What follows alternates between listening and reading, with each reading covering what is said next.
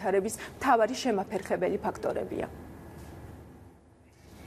მაშასე ლიმიტები სატელევიზიო რეკლამის ჭრებზე უნდა შემცირდეს თუ არა სარეკლამო რგოლების რაოდენობა.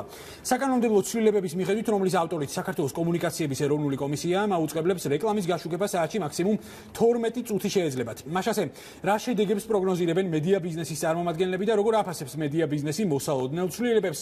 დეტალები იხილეთ თიკა ანდღულაძის სიუჟეტში. სატელევიზიო რეკლამის ჭრების საათში მხოლოდ 12 წუთი. ეს მარეგულირებელი კომისიის ახალი ინიციატივაა, რომელიც არასამთავრობო ორგანიზაციებსა და ტელეკომპანიის წარმომადგენლებს ახლახანს გააცნო. ტელემენეჯერები უკვე საუბრობენ დამკვეთისთვის რეკლამის ფასის გაზრდაზე. თუმცა ევროკავშირთან ასოცირების შეთანხმება ისე როგორც სხვა სფეროებში, სატელეკომუნიკაციო სფეროს დახვეწასაც მოითხოვს. აქამდე არსებული პრაქტიკით სარეკლამო ჭრა დღე-ღამეში 20%-ს აღწევდა. ყველაზე მეტად კი პრაიმ ტაიმის ეთერია დატვირთული. სარეკლამო ბაზარზე ფასების საგრძნობლად გაზრდას ამ დისკუსიაში ჩართული არასამთავრობო ორგანიზაციები არ პროგნოზირებენ. მათი განმარტებით ტელეკომპანიებს პრაიმ ტაიმის განტვირთვა მოუწევთ. დამკვეთ კომპანიებს კი უფრო ლაკონური რეკლამის მომზადება. უჩასათურის განცხადებით ზარალის თავიდან აცილება და ბალანსი ამ გზით შეიძლება.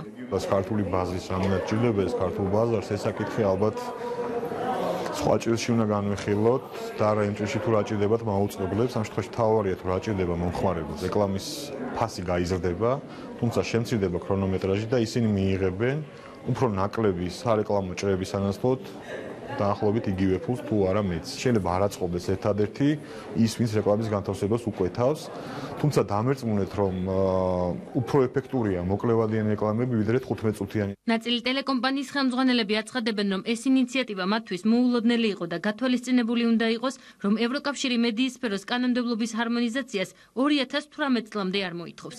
რუსთავიორში აცხადებენ, რომ ტელეშოპინგის საკითხში ცვლილებები რამდენიმე პრობლემას წარმოქმნის.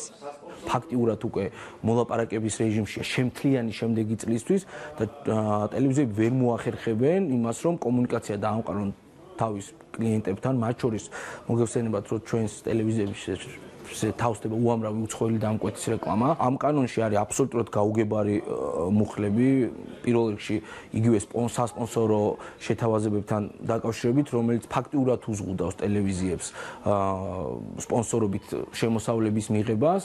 და ეს ბუნებრივია, საკმაოდ ცუდად აისახება და ნეგატიურ გავლენას მოახდენს ტელევიზიების ფინანსურ დამოუკიდებლობაზე. ზურაბ გუმბარიძე ამბობს, რომ რეგულაციები კურენტული ბაზრის დაბალანსებას ნაკლებად შეძლებს. ის უფრო მეტად რეკლამის ფასის გაზრდით გამოწვეულ პრობლემებს ვარაუდობს. ნაციონალური არხებისგან განსხვავებით ტელეკომპანია მაესტრო სარეკლამო ქრონომეტრაჟი დიდი არ არის. ამიტომ ახალი მოთხოვნების დაკმაყოფილებას ილია კიკაბიძის განმარტებით ადვილად შეძლებენ. ჩვენ იმ მაღალყურებად ზონაშიც ვიცავთ იმ გრაფიკს, რაც დღესდღეობით არის დაწესებული ამ 15%-იანი ზღვარი.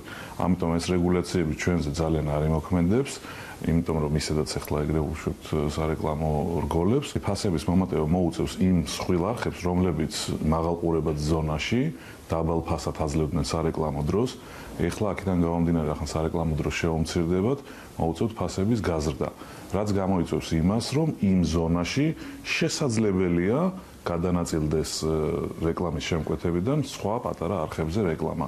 აღნიშნულ საკითხთან დაკავშირებით ჩვენ ტელეკომპანია იმედსაც მივმართეთ, თუმცა ტელევიზიის მენეჯმენტი არ გამოხმაურებია. დღეს ტელევიზიებში რეკლამის განთავსების პირობები ასეთია. ტელეკომპანია მაესტრო პრაიმ ტაიმში წუთი $1500-დან $2500-მდე, სერიალი 10 წლის შემდეგ წუთი $2500, ყოველდღიური აბები წუთი $1500. ტელეკომპანია რუსთავიორი წუთი $3500-დან $5000, ნიჭიერი წუთი $5200. ტელეკომპანია იმედი პრაიმ ტაიმში წუთი $3000-დან $4500-მდე. ცეკვავენ ვარსკვლავები $4500, გადაცემა რეაქცია წუთი $4500.